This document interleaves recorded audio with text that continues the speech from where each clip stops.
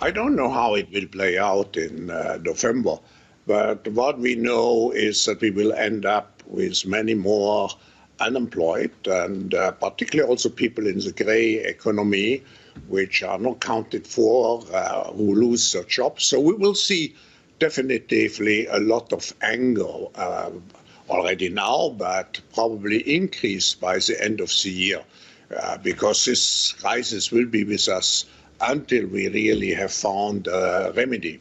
So we have to prepare for a more angry world. And how to prepare? It means to take the necessary action to create a fairer world, to see that we provide everybody with decent access to the health system, that we make sure that those people who are really left behind, and I'm not speaking only on national levels, I'm speaking also internationally. If I see now the tragedy in some of the emerging countries like South Africa, like some countries in East Asia, I think it's all, I don't have too many remedies. The remedies have to be discussed through dialogue by the stakeholders of our global system, but I just see the need for such a dialogue, and I see the need for action. I see the need for a great reset. To what extent would a reset be brought about by a change in the White House, the election of Joe Biden, for instance? I don't know.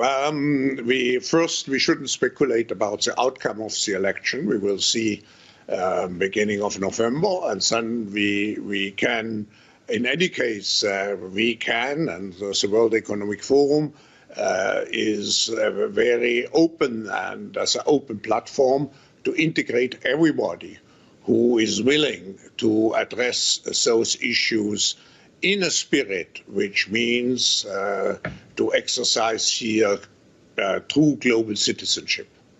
I want to just pick up on some of the economic projections. In your book, you tackle what the future may look like. And at this stage, we're grappling with various letters of the alphabet, whether it's a V or a U or perhaps even a symbol, a tick shape. Can you just give us some clues about the growth down the track, what we can expect? First, if we look at it at the national or global level, at the macroeconomic level, one of the things we address very much in the book, and we are concerned, is the increased debt level. We spend about 10 trillion worldwide to deal with the short-term negative effects of the pandemics. But we should be aware we are just increasing our debt situation. And we were already very much debt loaded before we went into the crisis. So how to get at the end out of this debt situation is still a big question mark. Second, we know that there's quite some impact on different industries. We know that certainly the health industry, the digital industry, will go out of this crisis strengthened. But we know that many industries which rely particularly on physical interaction will have difficulties to survive. Finally, I just would add, I think this is an opportunity again to find solutions which are beneficial for the next generation. So why not to tie government aid to the green economy which we have to create? Why not to make sure that we revolutionize, digitalize particularly our educational system? So we are here, when we talk about the Great Reset, to talk also about innovation. How can we do things differently from what we used to do?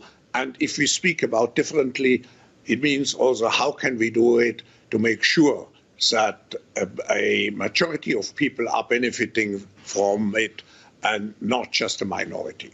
We started out Davos this year talking about the environment, Greta Thunberg versus Donald Trump. Certainly a lot of headlines crossing from the mountain. But last time round in the crisis, we saw people didn't care so much about the environment when we were talking about large-scale job losses. This time seems different. Are you surprised about how strong the sustainability theme has been right through the pandemic? No, I would see even a chance to accelerate, let's say, our transition into a green economy, because people probably recognize that we have to become more resilient. We have now the experience of one crisis. The environmental crisis, the climate crisis could be a much bigger one. So I see more awareness, but on the other hand, we have the big issue of unemployment, of low levels of employment. And I think we shouldn't see the two as contradictory objectives.